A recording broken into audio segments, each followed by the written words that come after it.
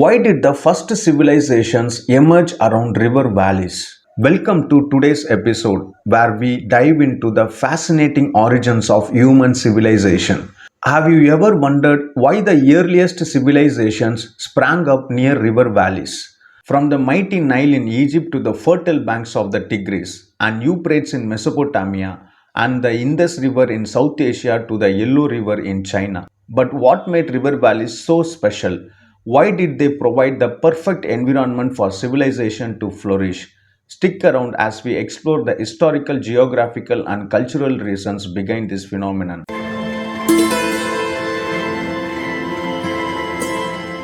The gift of water and agriculture.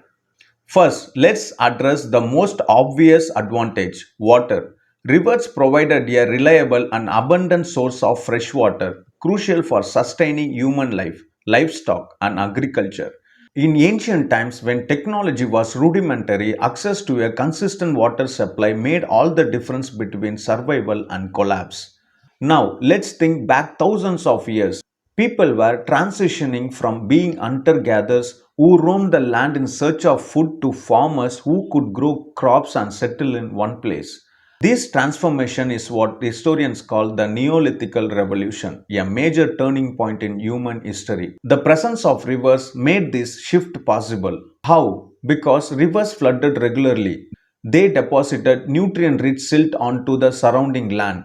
This silt made the soil incredibly fertile, perfect for growing crops like wheat, barley, and rice. Take the example of ancient Egypt and the Nile River. Every year, the Nile would flood, spreading a thick layer of black silt across the floodplains. This natural process, known as the inundation, turned Egypt into an agricultural powerhouse, capable of sustaining large populations and complex societies.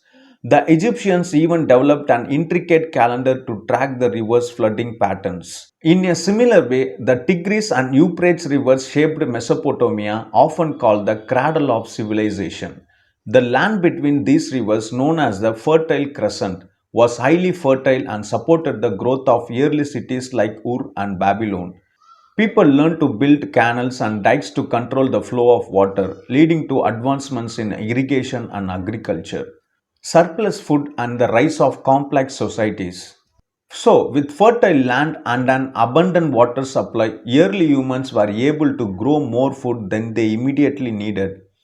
This led to the creation of food surpluses, and here is where things get really interesting. When people no longer had to spend all their time hunting or farming, they could focus on other pursuits. This is how division of labor began.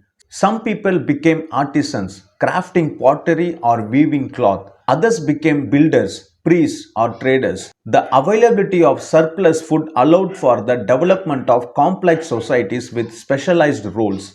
It also led to the rise of social hierarchies and the establishment of governance systems. Rulers and religious leaders emerged to manage resources, organize large construction projects, and maintain social order. Mesopotamia provides a great example. The city of Uruk, one of the first major cities, boasted advanced architecture, complex religion, and a system of writing known as a cuneiform. All of these developments were possible because of agriculture surpluses generated by the river fed fields. In the Indus Valley, another great civilization emerged around 2500 BCE, thriving along the banks of the Indus River and its tributaries. Cities like Mohenjo-daro and Harappa had sophisticated urban planning, complete with drainage systems and granaries. This level of organization required coordination, which was only possible because people had moved beyond mere survival, thanks to agricultural abundance. Transportation and trade. Another huge advantage of living near rivers was transportation. Before roads and railways, rivers were the highways of the ancient world. People could travel more easily by boat than by walking overland, especially when moving heavy goods like stone, grain, or metal. Essay of transportation facilitated trade both within a civilization and with neighboring cultures. For instance, the Nile River not only supported agriculture but also served as a crucial trade route. Ancient Egyptians used boats to transport goods like gold, papyrus, and grain up and down the river.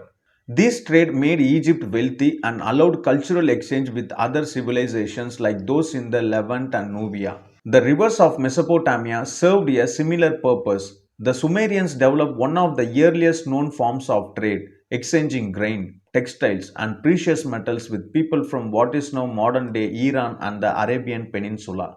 The river routes enabled cultural diffusion, spreading ideas, technologies, and even writing system far and wide. Defensive advantages of river valleys. Apart from the benefits of water and transportation, river valleys often provided natural defenses against invaders.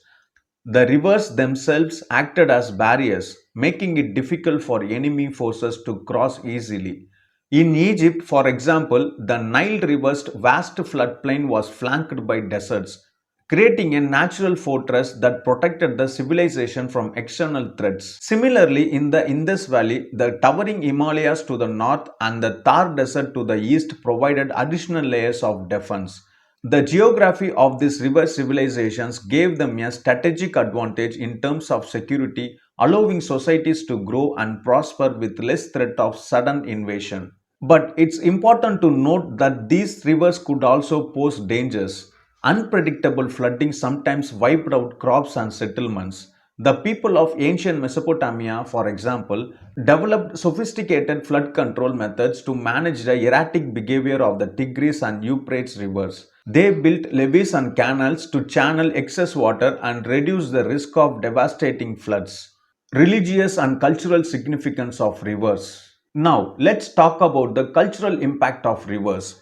Water isn't just a physical resource, it has spiritual and cultural meanings too. The spiritual connections between rivers and people runs deep and has influenced religious practices for thousands of years.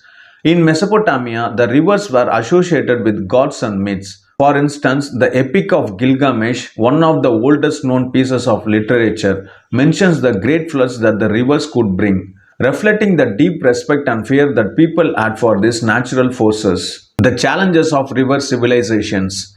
While river valleys provided many benefits, they also posed unique challenges. As we mentioned, flooding could be both a blessing and a curse. Entire settlements were sometimes washed away by sudden, unexpected floods, which led to the development of early engineering projects. Additionally, living in fertile but flood prone areas mean that people had to develop sophisticated systems of governance and planning.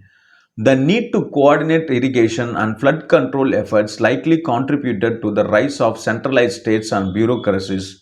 Leaders had to manage not just people but also nature itself. The unpredictability of rivers forced civilizations to innovate. In China, for example, the Yellow River, also known as China's Sorrow, frequently changed course and caused devastating floods. The ancient Chinese had to become experts in hydraulic engineering, building levees and irrigation channels to tame the river. In summary, the earliest civilizations emerged around river valleys because these areas offered the perfect conditions for agriculture, transportation, trade, and societal development. Rivers provided water for crops and people, created fertile lands, and served as natural highways for trade and cultural exchange. They even offered defensive advantages and played a crucial role in shaping early religions and cultural beliefs.